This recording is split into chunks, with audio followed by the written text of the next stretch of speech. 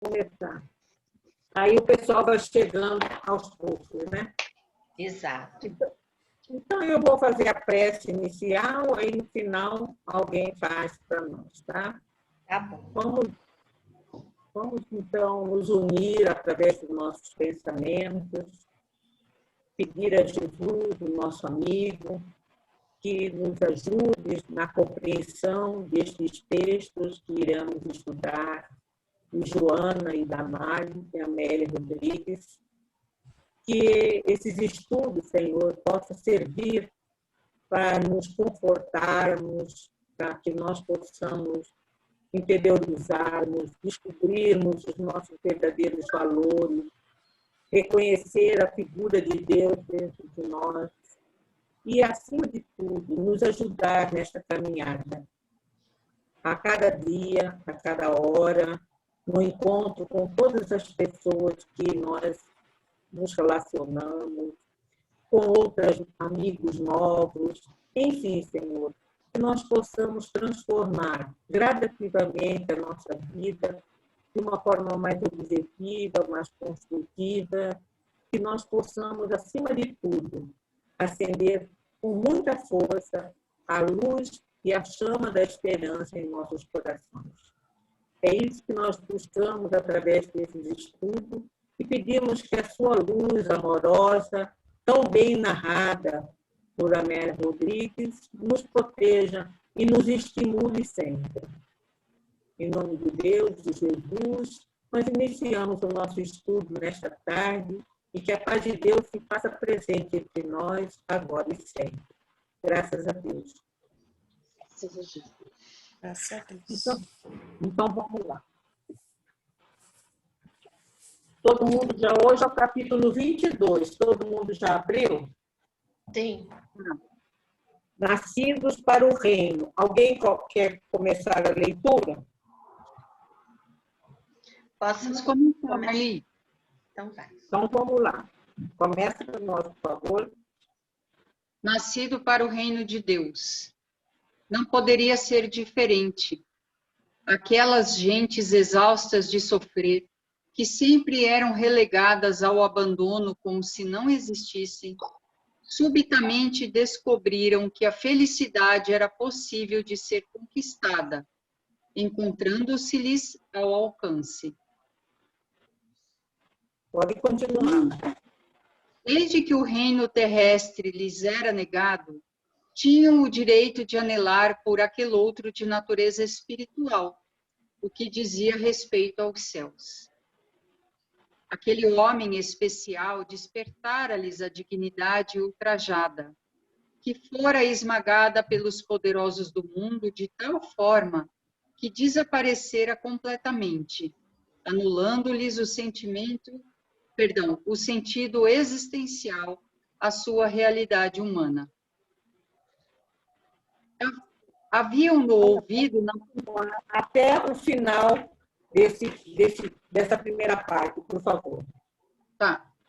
Haviam no ouvido na montanha fronteiriça ao mar da Galileia, e o seu canto penetrara-lhes os refolhos do ser, como jamais alguma coisa houvesse logrado um resultado semelhante.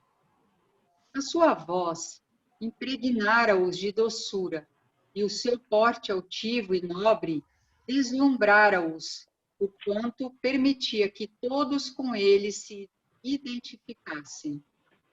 No mundo do coração, sabia que ele era aguardado como sendo a primavera gentil e perfumada, após o rigoroso inverno que a tudo havia crestado.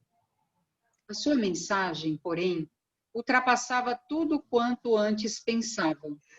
Não saberiam dizer se ouviram a voz ou se ela já se encontrava arquivada nos arcanos da alma, sendo despertada a sua brisa da musicalidade que lhe escapava dos lábios. A verdade é que nunca mais seriam os mesmos. Ficaram impressos nos painéis espirituais aqueles momentos incomparáveis, a natureza em festa, a canção imortal, a esperança do futuro ditoso. Só um momentinho. Gente, você deve estar... Porque Maria mandou não, pediu que lesse, né? Todos eles. Porque eu achei de uma beleza. Eu achei, assim, que a Amélia foi Amélia mesmo, né? Ela narra aqui com uma detalhe, né? E a gente tenta vamos dizer, reportar naquela época, e a gente percebe, se eu fiquei lendo, li várias vezes esse texto, e eu pensei assim, se parasse nesse primeiro aqui, a gente já teria um monte de coisa para estudar. Então, primeiramente, ela narra aqui, com riqueza de detalhe, o estado espiritual, moral daquele povo.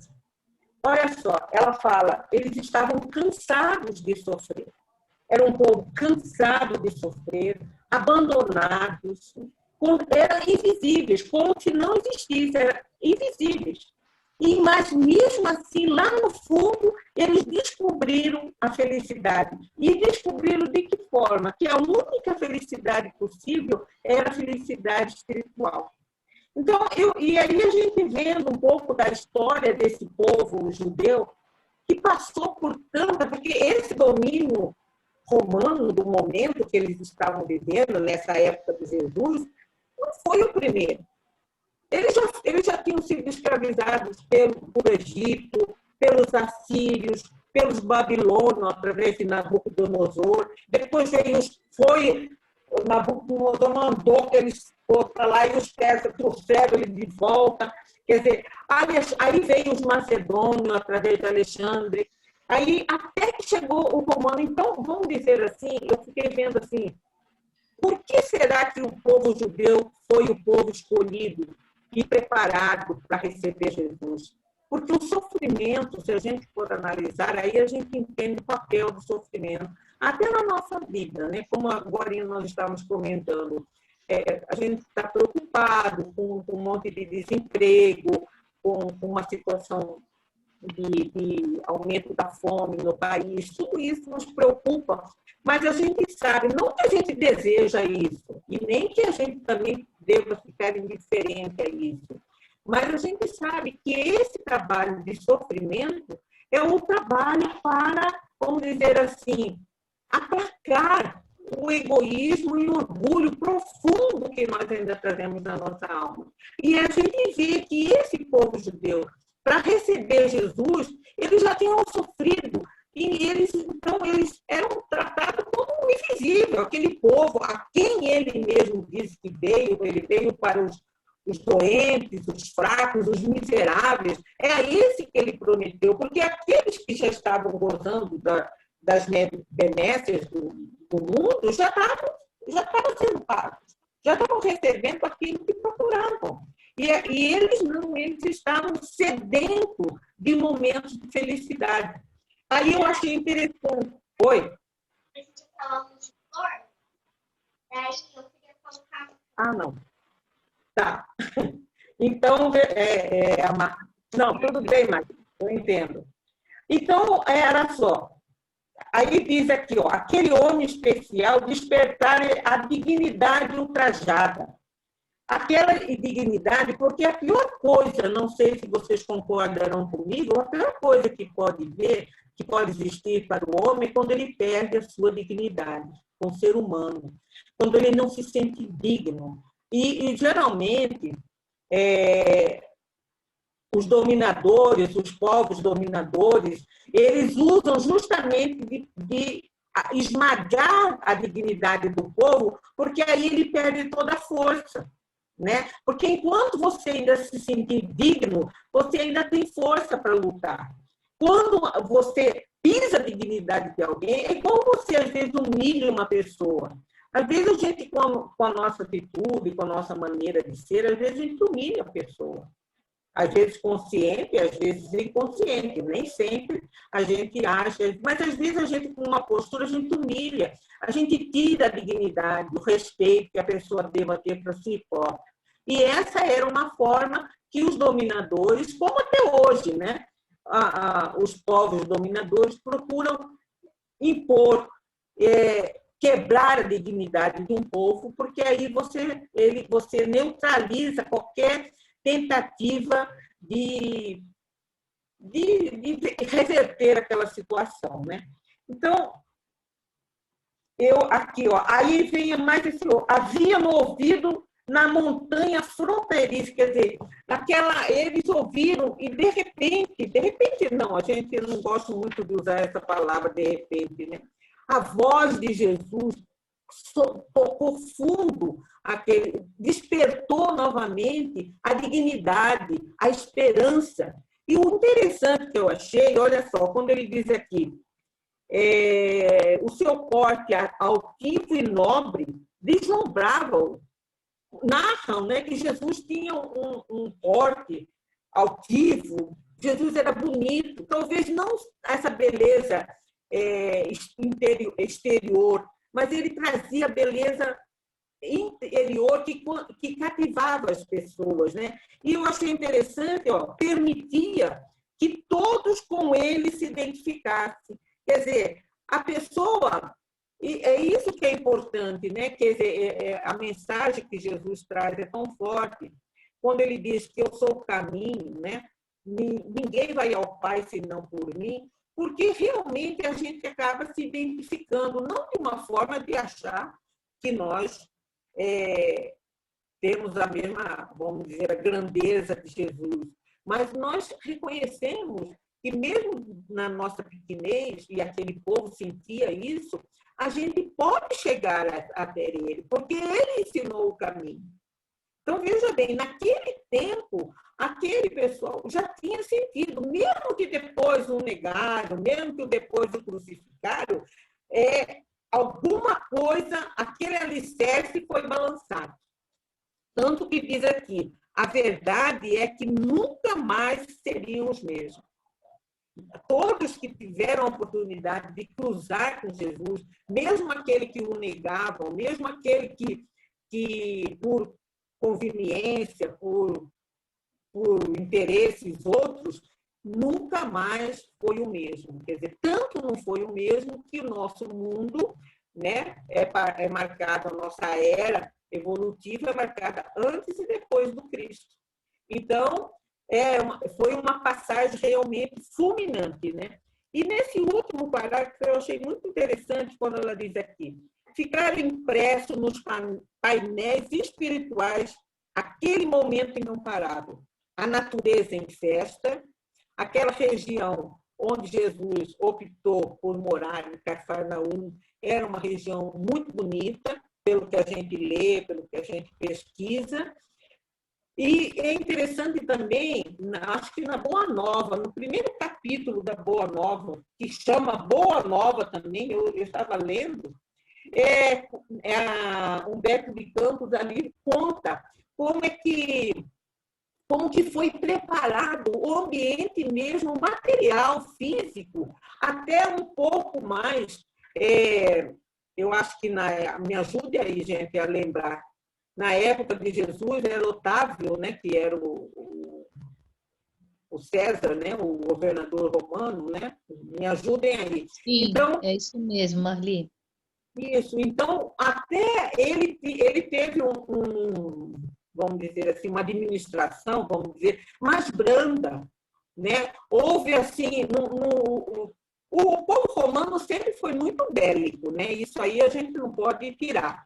Agora, no período de Otávio, ele aparou um pouco, houve um progresso, houve uma administração melhor aos domínios, né, romano. Então, e até isso, Humberto de Campos nos diz que foi uma preparação espiritual para a vinda do Cristo.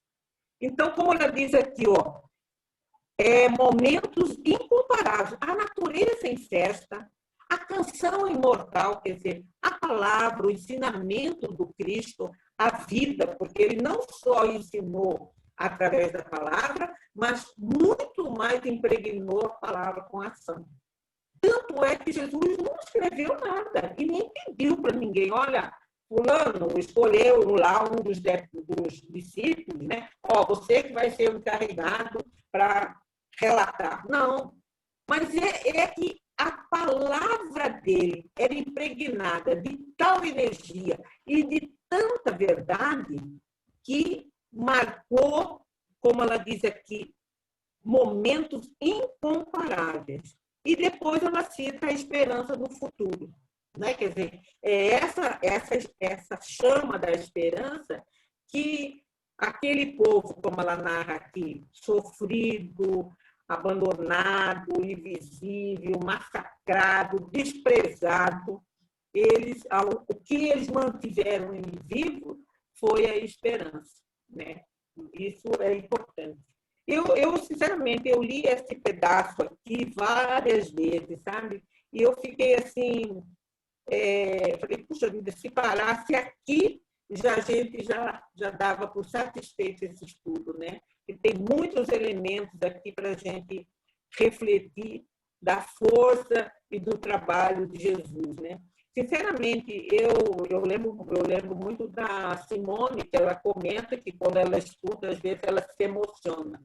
E eu realmente lembrei de você, viu, Simone? Eu me emocionei, assim, e fiquei assim, muito grata por Jesus, né? Pela vinda de Jesus. Né? Hoje, se nós estamos aqui reunidos, estudando, mesmo cometendo erros, nós cometemos erros ainda, escolhas equivocadas, mas a gente volta novamente para Jesus e fala, é por aqui, sabe? É como se uma luz estivesse bem alto, sempre acesa.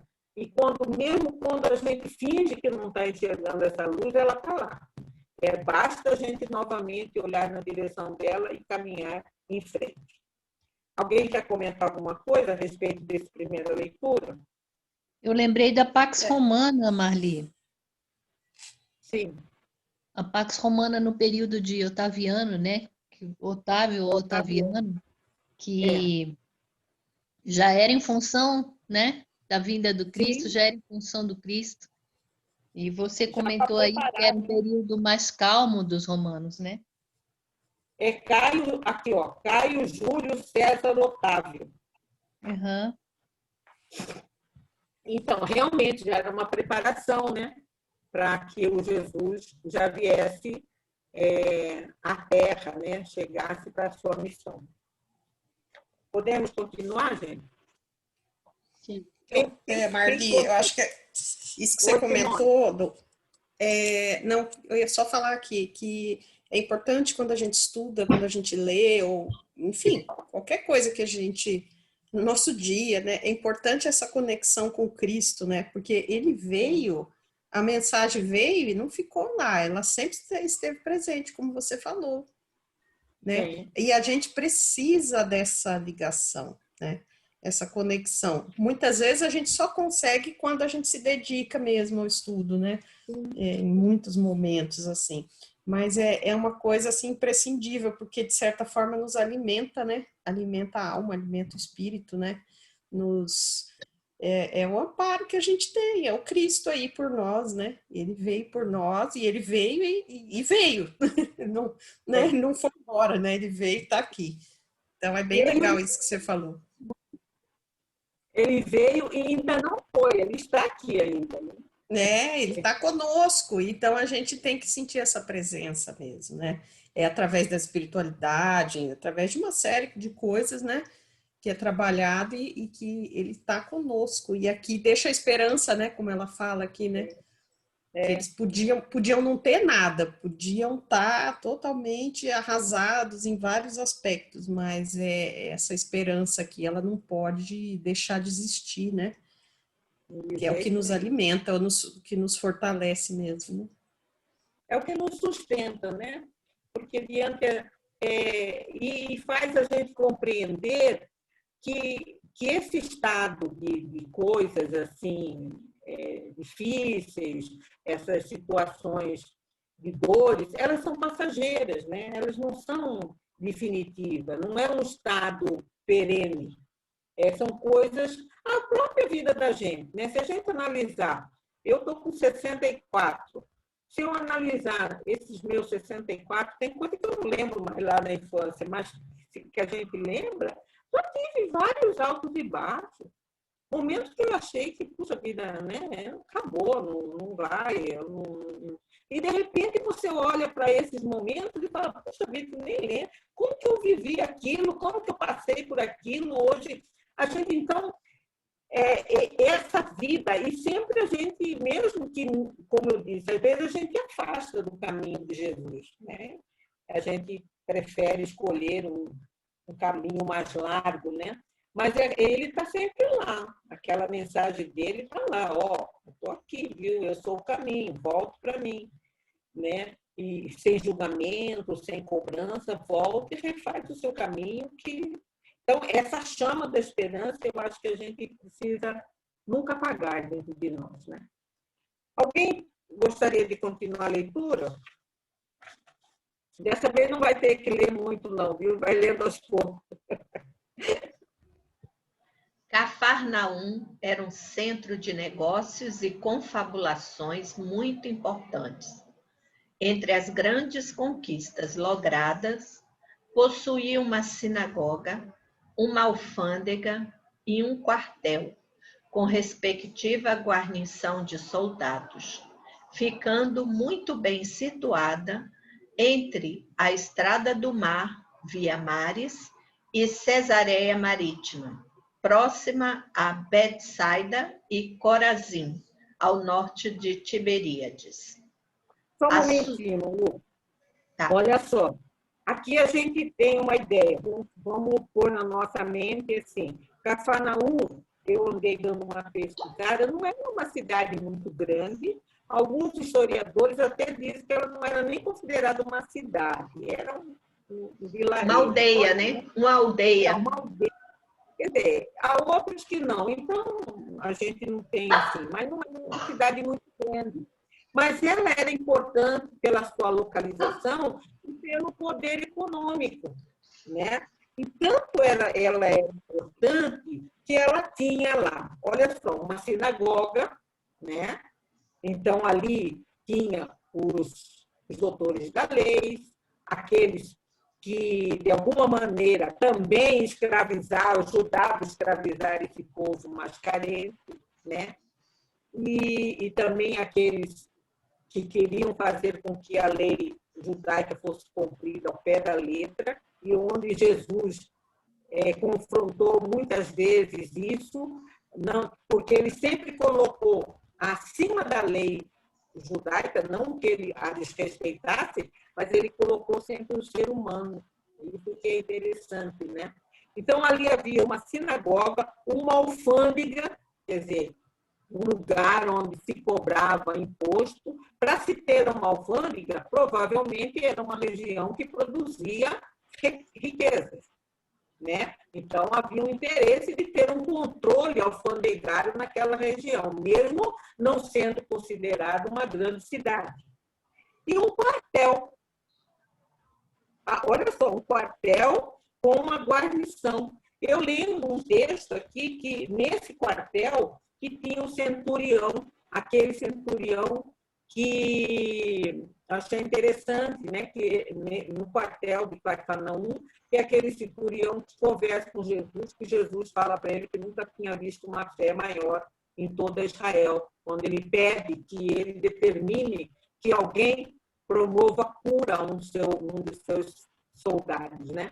Então, você vê, era uma região pequena, mas que tinha uma importância econômica e automaticamente tinha um quartel lá justamente para evitar uma rebelião, né, para que Roma não perdesse o controle daquela região.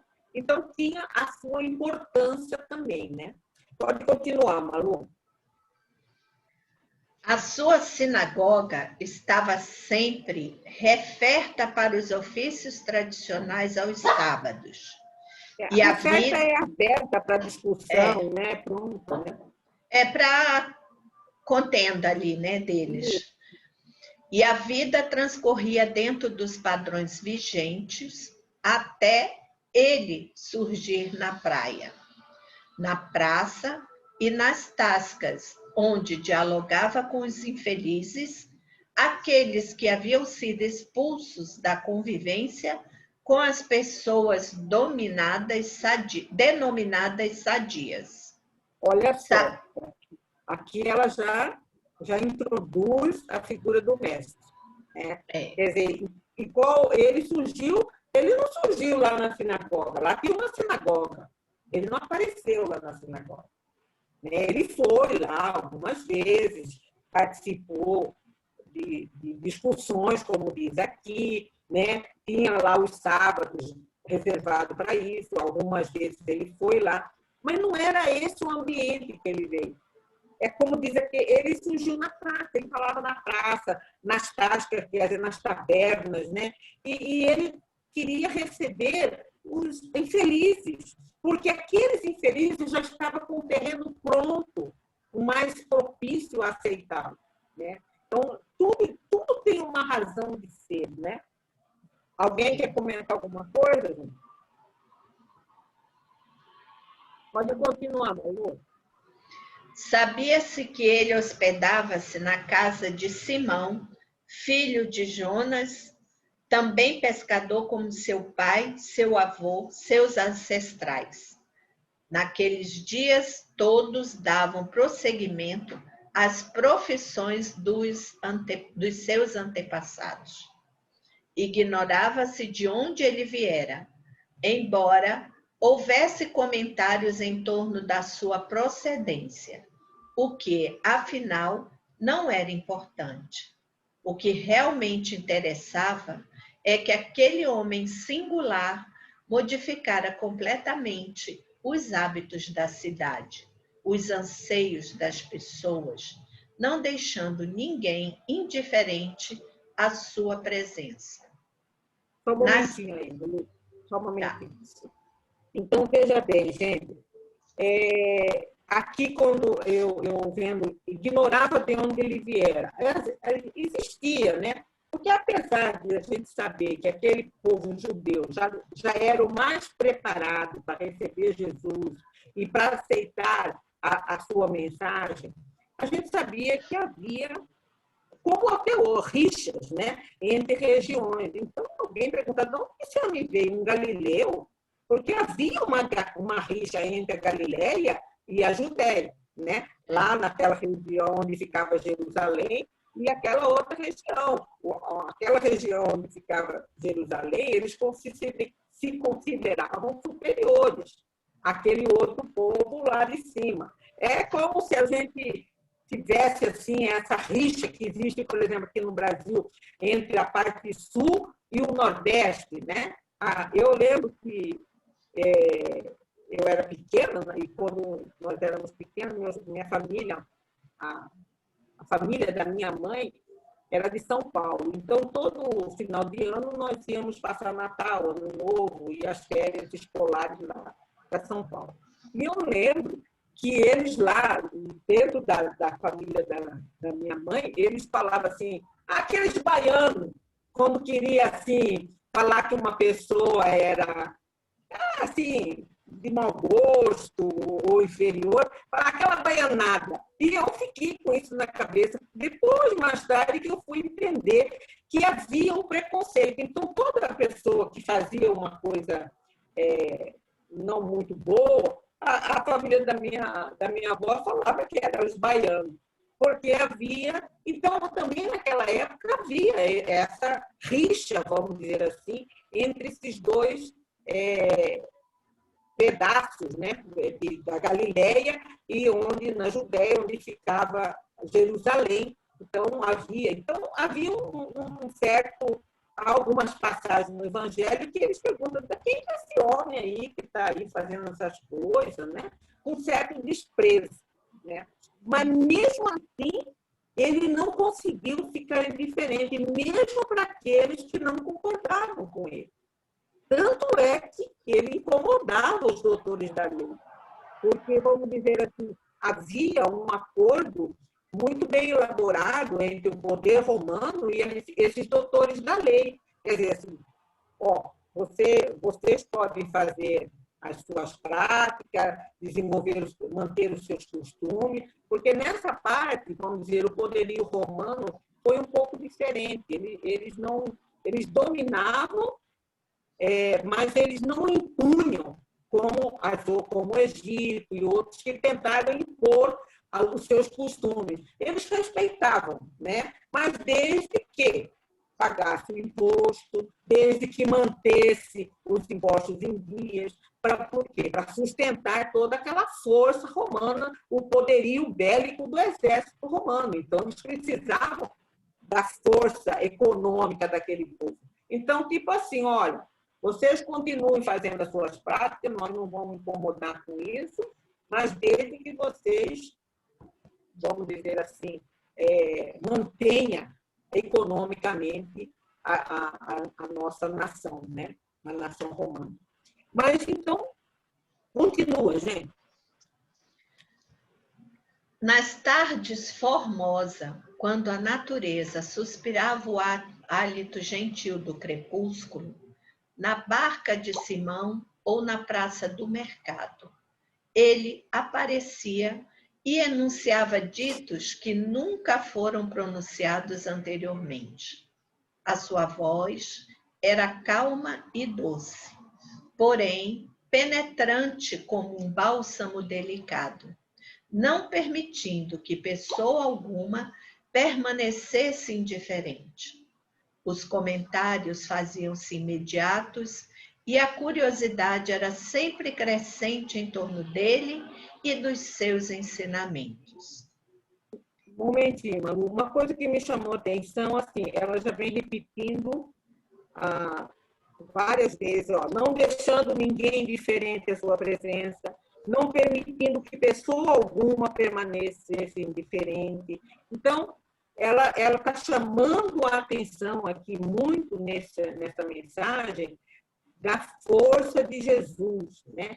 Quer dizer, ele mexia com a estrutura, era tudo muito calmo. Por exemplo, a pesca era passada de pai para filho, vamos dizer assim, as profissões eram passadas, quem era marceneiro do que o avô, o bisavô, o filho. Então, era tudo muito, vamos dizer assim, estava tudo muito metódico, tudo correndo, vamos dizer assim, sem maiores sobressaltos.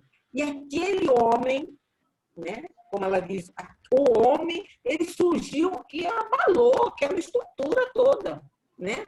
Sacudiu todo mundo, despertou, e aquilo era, naquele tempo não tinha internet, nem WhatsApp, era de boca em boca. Aquilo era passado, olha, tem um homem aí falando isso, falando aquilo, olha, eu me senti bem, aí a mãe contava para outra, para mulheres que eram, vamos dizer assim, consideradas um ser inferior, né?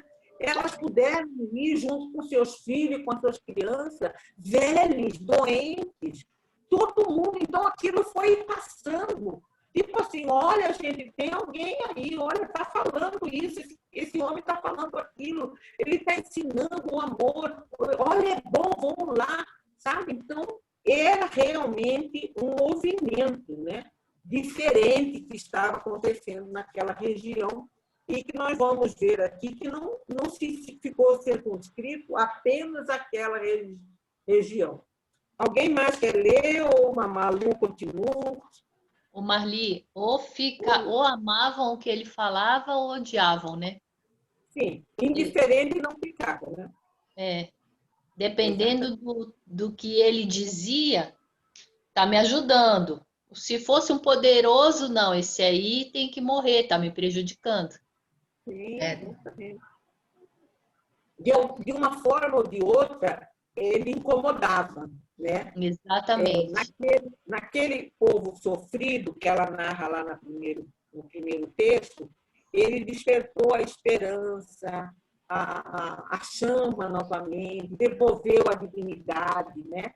E aonde que ele foi procurar? Ele morava na casa de Pedro, um pescador. Então, por isso que ela diz ali que aquele povo se identificava, porque era um igual, ele andava junto, ele estava ali, sabe? Ele não se vestia de púrpura, ele não se vestia daqueles trajes que os doutores da lei, e ele estava ali. Agora, lógico, como você lembrou, não dava para ficar indiferente. Poxa, esse cara está falando alguma coisa aí. Ixi, esse aí ele foi lá no templo e ficou, né? Tem aquele ataque de fúria que até hoje a gente não entende direito o que significa essa fúria, né? Quando ele ficou indignado em ver que transformou a casa que deveria honrar o pai em um comércio, né? E, por exemplo, o lance, por exemplo... Tinha até agiotagem lá, né?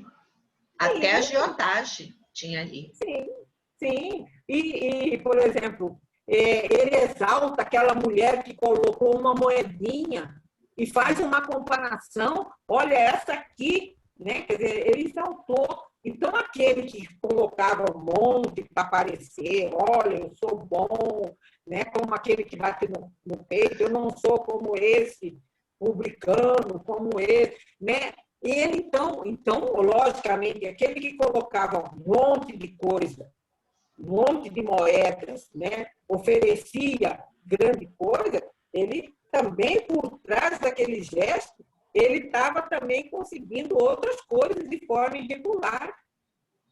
Entanto, quer dizer, quando ele começou a incomodar a mulher adúltera, né? Que foi, por que só a mulher? Então, quando ele diz, olha, eu não te condeno, e aí tudo foi, né? Poxa vida, é aquilo que fala. Naqueles dias, tudo estava caminhando de uma forma, então, vamos dizer assim, metódica, né? O corrupto continuava sendo corrupto, ninguém perturbava ele, Roma também não perturbava ele, desde que continuasse colocando as moedas para a manutenção do Estado romano. Enfim, estava tudo. Daí chega aquele homem que começa a falar coisa e começa a despertar a esperança e começa o Simão, que ele vai, né, naquela passagem que eu acho que não sei se foi a Simone ou a Alexandra que deu aquela aula, né? Acho que foi a Alexandra, que é a mulher, né, que banha, né, os pés dele com bálsamo, enxuga com os cabelos, né? E que era uma mulher de má vida. Então, quer dizer, aquele homem, ele fala, aquele homem tinha tudo, podia dar o melhor para Jesus, no entanto, Jesus falou, olha, você não fez nada. Eu cheguei aqui, você não me ofereceu nada. Ela veio de lá e me faz tudo isso aqui. Para quem? Né? Por que eu vou desprezar isso? Então, ele começou a chamar a atenção, você vê. Isso que a Alexandra fala é uma coisa assim, que começou a incomodar, por quê? Ele começou a chamar a atenção e aquele povo mais sofrido começou a raciocinar. Opa, peraí, né? Não é tão assim, porque de uma forma ou de outra, a legislação, a religião judaica era impositiva, era punitiva para aquele povo. Então começou, opa, peraí, não é bem assim. Né? É igual quando a gente, por exemplo, vem de uma religião católica e a gente começa a estudar a doutrina espírita, aí você fala, bom, isso é o inferno? Não é nem assim, né? Quer dizer, inferno, não é, peraí. Aí você começa a questionar. Então, ele lançou também esses questionamentos na mente e no coração desse povo mais sofrido. Então, vamos lá, gente. Quem continua para nós, ou a Malu mesmo? Vou fazer mais um pedaço. Tá bom, vamos lá. O número de pessoas excluídas da sociedade era expressivo anteriormente. Porém, depois que ele apareceu na cidade, houve um aumento bem significativo, porque as aldeias próximas e mesmo algumas outras cidades mais distantes, tomando conhecimento dos seus dons e dos seus feitos, enviava os seus reprobos e miseráveis, que para lá acorriam em busca de recuperação e amparo, e a ninguém ele deixava de socorrer. Miqueias... Só um comentáriozinho aqui, né? Então, você vê, aquilo que nós estávamos dizendo, a notícia começou a se espalhar. Então, começou a fluir gente de tudo quanto lugar atrás dele, né? Quer dizer, e quem que vinha? Né? Os miseráveis, os excluídos, aqueles sentenciados, os doentes, né? Eu achei interessante que vinham em busca de recuperação e de amparo. Muitos daqueles talvez nem recebessem a cura, mas já se sentiam felizes, né, de estar ali próximo, se beneficiando dessa energia que ele transmitia, se sentiam acolhidos, né? Isso eu acho assim, muito importante isso, né? Essa ideia do acolhimento, da pessoa se sentir abraçada, né? Isso é muito importante. Alguém quer falar? Ô Marli, sabe o que eu lembrei também? Sim. Os excluídos, né, os que sofrem, eles acabam adquirindo ali uma base de humildade, né? E essa base de humildade faz com que eles sejam mais acessíveis aos ditos de Jesus, né? É um povo assim, os que estão excluídos é um povo assim que está com carência de amor, né? Quer voltar para a casa do pai, tem essa necessidade de se chegar e também está mais preparado para receber esse tipo de informação.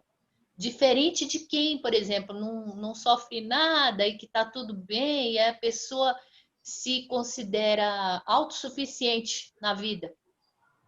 Quer dizer, não passou nenhum problema, não passou nenhuma dificuldade, não tem nenhuma fome, vamos dizer assim, fome que eu falo da espiritualidade, dessa necessidade, essa carência afetiva. Se a vida está muito assim, bem bom, mar de rosas, a gente se acha muito autossuficiente e não tem essa necessidade de ir atrás do pai, né? E esse povo aqui excluídos, né, e sofrido e todo fica mais humilde, fica mais acessível, e aí o Jesus vem e ele vem para eles mesmo, né? Sedento de amor e carinho, né? E Jesus dava isso. Exatamente. E quem está muito bem, por exemplo, os poderosos que estão muito bem, que não sofrem, pelo contrário, fazem sofrer, eles não estão com aquela, como é que eu vou falar? Com aquela sensibilidade, não é chave e fechadura, né? Não,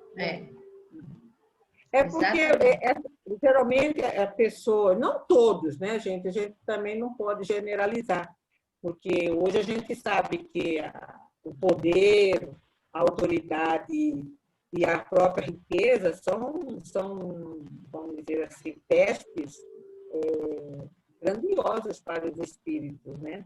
E que todos nós também um dia teremos que passar para ver se a gente realmente já aprendeu a lição, né? Então, mas a gente sabe que quando a pessoa tem tudo ela já está recebendo a paga, né? Então ela não precisa, por exemplo, ela não está angustiada, porque às vezes a gente tem tudo, mas fala, não, está faltando alguma coisa, não está certo, tem alguma coisa. Mas, por isso que eu vi uma palestra um dia desses de Maria Madalena, e achei encantadora. Você vê, ela era uma mulher rica, ela era uma mulher autônoma.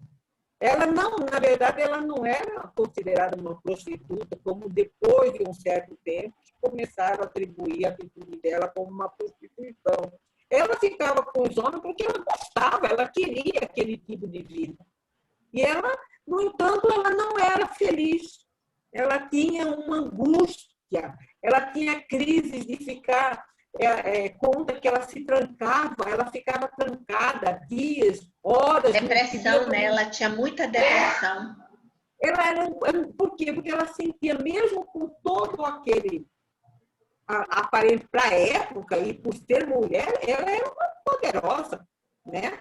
Ela tinha os homens na mão dela, e não por uma questão financeira, porque ela queria.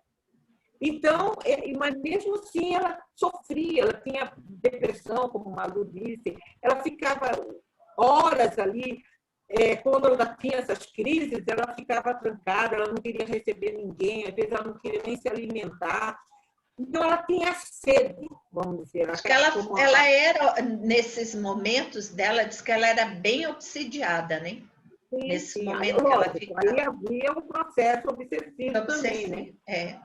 Então, a gente vê, no entanto, ela tinha sede do Cristo e ela mesma não se sentia digna de chegar perto do Cristo, né? Devido a essa crise. Então, por quê? Porque mesmo ela tendo toda a fortuna, ela não estava saciada. E muitas pessoas que às vezes têm grande fortuna, poder de mando, se sentem saciadas com isso, né? Por isso que não consegue abrir-se e deixar que a palavra do Cristo penetre dentro de si. Continue para nós, Malu. Miqueias ben Malaquias era portador de epilepsia. Toda a sua existência, de mais de 5 lustros, foram assinaladas pelas convulsões em que babava sangue e estorcegava.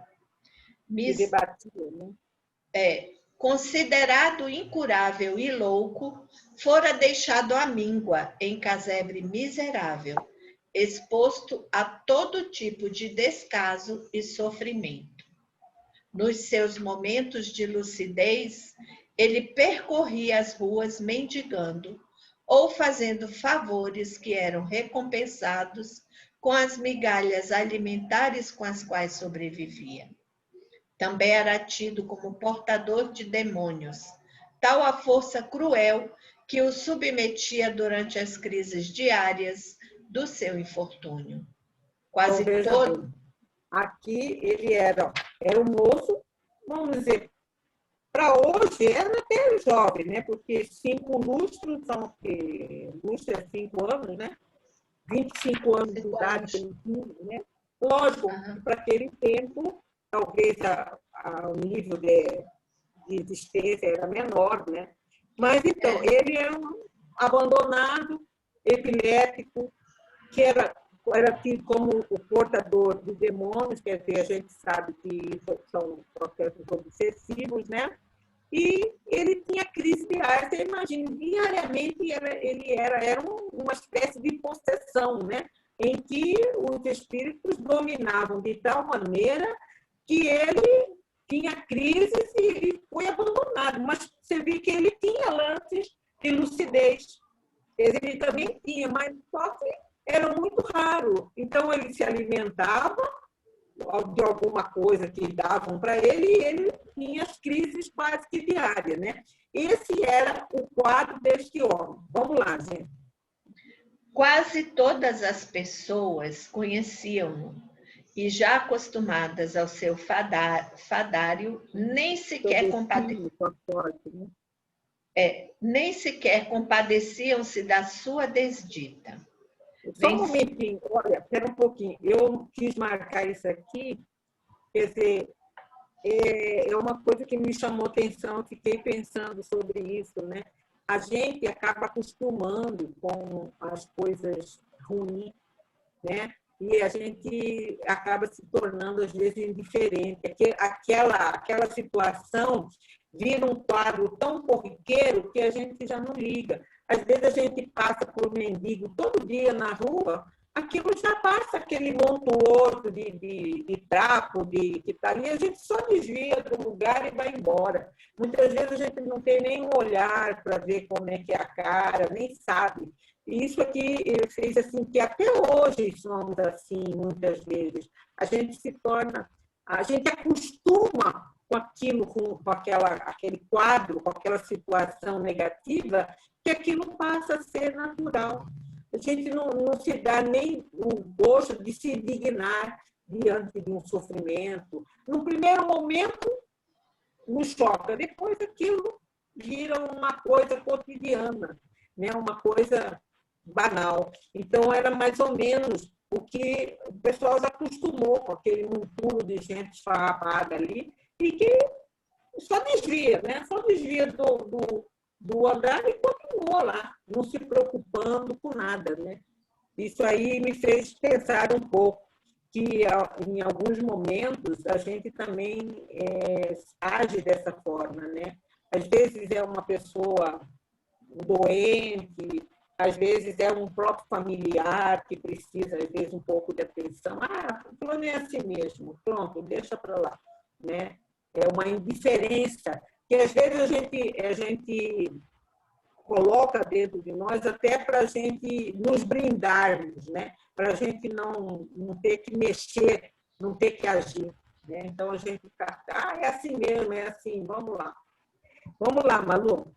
Vencido pela enfermidade perversa, praticamente perder o contato com a realidade objetiva, deixando-se arrastar pelo atordoamento e o abandono de si mesmo na condição de monturo humano. Tal o desleixo e a sujeira em que tombara e nela permanecia. Olha só o estado que ele era, né? Que ele se apresentava. Numa das tardes opulenta de luz cambiante no crepúsculo de fogo, após os comentários que eram acompanhados pelos grupos que se formavam à sua volta, estava presente Miqueias, levado pelos ventos vergastadores do sofrimento. Lá estava ele no meio. Ele atendia bondosamente aqueles que se lhe acercavam quando o padecente tombou ruidosamente sobre os calcanhares e caiu nas areias da praia, contorcendo-se em agitação infrene. Olha só, ele chegou lá pertinho, né? A gente chega até a pensar que realmente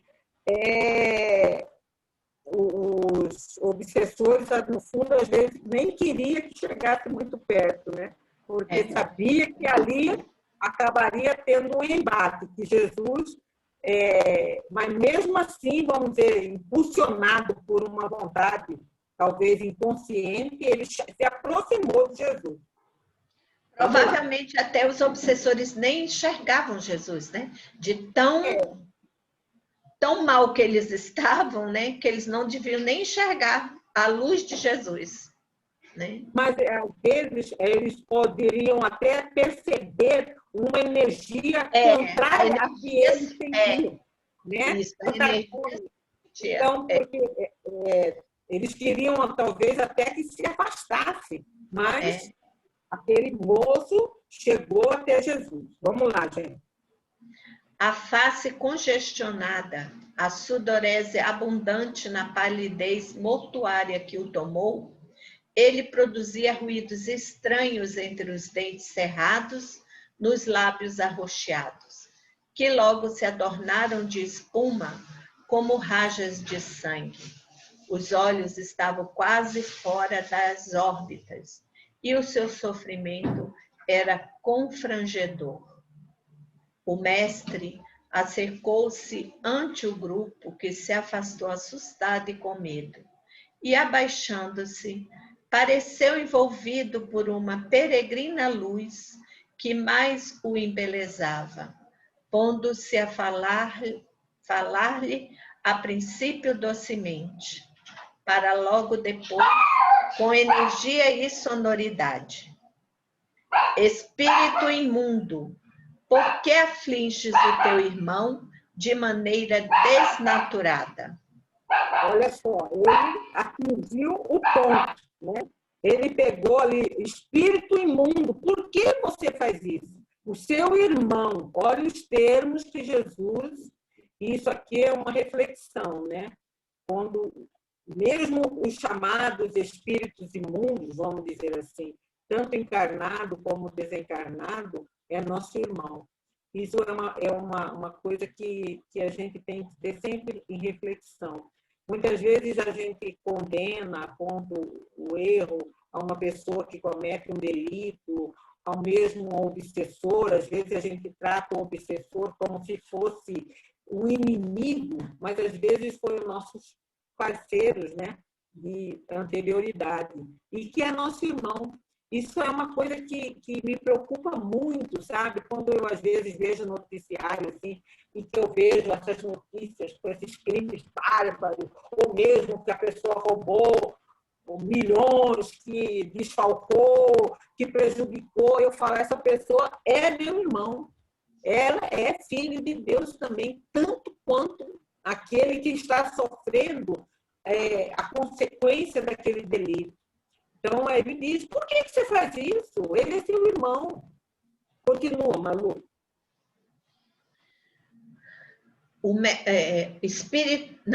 Rebolcando-se sobre si mesmo. Envolvendo, né? Remexendo, né? Aham.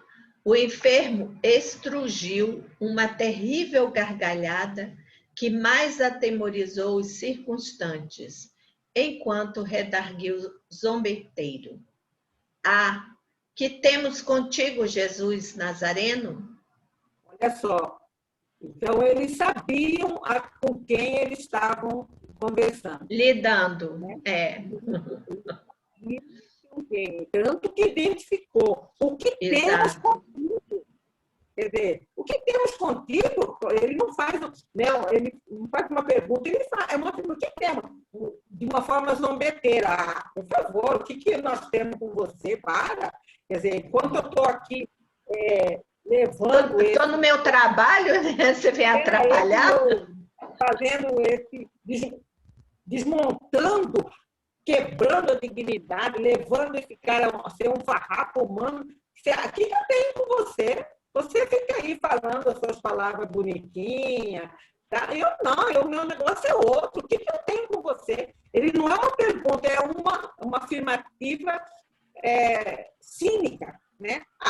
Eu tenho com você, Jesus de Nazaré, me deixa em paz. Né? Continua. O que tens tu comigo?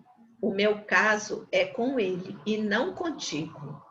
O miserável infelicitou-me e agora lhe cobro o mal que me fez e que prossegue realizando, porque sou profundamente desgraçado.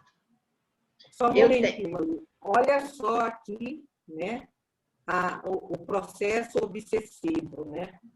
O problema não é com você, não, Jesus de Nazaré. O meu problema é com ele. Ele que me desgraçou a minha vida. Eu sou tão desgraçado que eu quero que ele também seja desgraçado. Quer dizer, é o processo obsessivo. Não existe um processo obsessivo, não existe uma ação unilateral, é bilateral. Uhum. São ordens, né? Práticas que vai alimentando aquele sentimento, a falta do perdão. Então, eu sou infeliz porque você desgraçou a minha vida, ou eu penso que você desgraçou por alguma, então você também vai passar tudo que eu estou passando. Eu não sou feliz, mas você também não vai ser. Então, é isso que ele diz. Não tenho nada com você, você é Jesus de Nazaré. Pode continuar aí falando o que você quiser, mas esse aqui não, esse é comigo. É eu e ele que temos uma dívida. Eu e ele que vai realmente pagar por tudo que ele a falta do perdão, né? Que realmente leva a essas situações. Né? Hoje. Eu tenho contigo o compromisso do amor e da compaixão. O mal que lhe fazes, a mim estás a fazer. Por isso, temos um problema a resolver que não posso adiar. Olha só essas palavras. Né? Quer dizer, você está fazendo mal a esse Melquíades, né? Você está fazendo mal a ele. E quando você faz mal a ele, você está fazendo mal a mim. Eu lembrei, então, daquela recomendação, quando vocês fizeram atenderem o menor dos pequeninos, é a mim que você está atendendo. Quando você... Então, essa comunhão que ele tinha com todos, e que até hoje tem. Quer dizer, então, quando ele diz que nada vai passar até que o último não seja libertado, eu estarei sempre contigo, é uma verdade. Então, falou assim, esse é o compromisso. Porque você, quando você faz mal a ele, é como se você estivesse fazendo para mim. E, ao mesmo tempo, eu preciso conversar com você.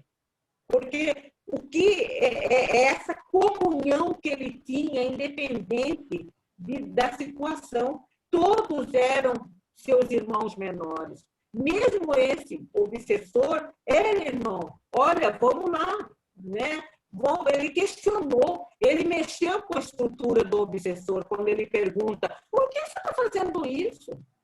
Então, ele trouxe à tona toda essa raiva, vamos dizer, contida, que esse obsessor, e ele diz: não, mas eu achei que o mal que lhe faz é a mim que está a fazer. Sabe? Então, é quando ela diz lá no comecinho, como fala assim, a sua voz impregnava-os de doçura, permitia que todos com ele se identificavam. Há, em relação de Jesus conosco, uma profunda identificação. Ele, porque ele já trilhou o caminho para chegar onde chegou, ele então sabe quando nós sofremos, quando nós caímos, porque ele já passou por esse caminho. Então, ele está nos dizendo, olha, é possível, levanta, continua caminhando, que é possível. Eu cheguei até o Pai, você também chegará. Vai lá, ó, eu estou aqui. É como aquela luz lá, acesa lá no finalzinho da montanha, lá em cima da montanha. Vai, sobe, dá um passo de cada vez e eu estou aqui. Isso aí é de uma grandeza, eu achei essa parte maravilhosa. Continua, Malu. Não te envolvas com esse desditoso, rugiu o vingador, contorcendo-o mais. Aí tem a nota da autora espiritual, né, que é o item 19 lá do Jesus de Nazareno, né?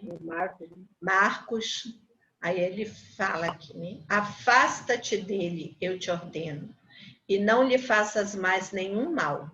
Somente o Pai é a justiça perfeita, e todos aqueles que a pretendem aplicar em nome da vingança tornam-se réus do mesmo crime. Perdoando pelo mal que te infligiu, estarás perdoado também pelos anos de saúde e paz que lhe roubaste, pelos males que lhe impusestes. Não. Olha só. Tá. Olha só um momentinho. Você vê assim, olha o diálogo que ele tem, né? Quer dizer, ele compreendia também o lado do obsessor, mas ele estava dizendo, olha, você não pode pagar o mal pelo mal, porque isso aí vai te tornar infeliz, cada vez mais triste e infeliz. Quer dizer, isso não vai resolver o problema, né? Deixa ele em paz. Porque você perdoa, dá o perdão a ele pelo que ele fez. Porque você também poderá obter o perdão do Pai pelo mal que você o prejudicou. Porque há vários relatos do processo obsessivo, sempre atrás da história do obsessor, tem um momento em que o obsediado provocou. Criou condição para isso, né? Aí cria-se a culpa, o remorso e começa a trair. Eu quero ler para vocês aqui, só um parênteses, nesse livro aqui, Estudos Espíritas, é da Joana, viu? Pelo espírito de Joana Divaldo Franco. O capítulo que trata de obsessão. Eu lendo isso aqui, esse pedacinho final, achei muito interessante. Aqui, ela fala assim, falando de Jesus, né?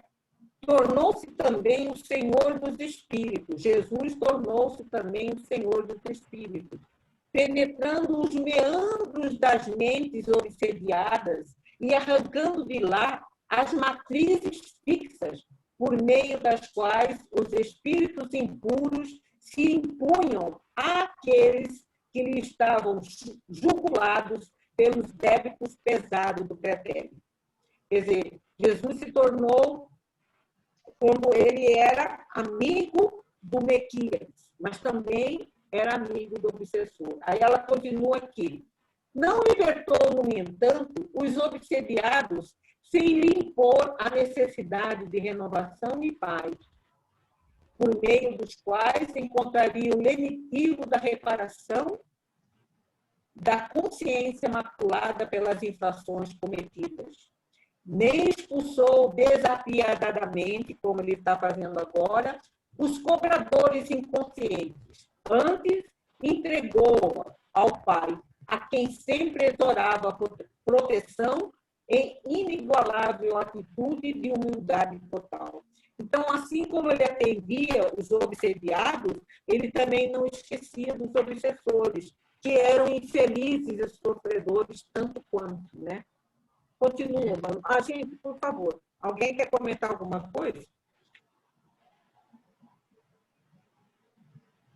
Então, continuemos, Manu. Não o posso abandonar. Deixa-me com ele para nutrir-me. E o paciente tá vendo? começou a chorar de maneira estranha. Só um pouquinho, Manu. Há a gente sabe que nos processos obsessivos há uma simbiose, há uma nutrição dos dois lados. Às vezes o obsediado precisa do obsessor. Ele cria assim, uma teia, um envolvimento tão profundo que às vezes não dá para afastar de imediato o obsessor, não. Porque o obsediado que procura, às vezes, em relatos espíritas, diz, mas é ele que me procura. Uhum. Quando vai conversar com o obsediado e falar, não, mas é ele que me procura, ele que fica me chamando, por isso que eu venho. Uhum. Né?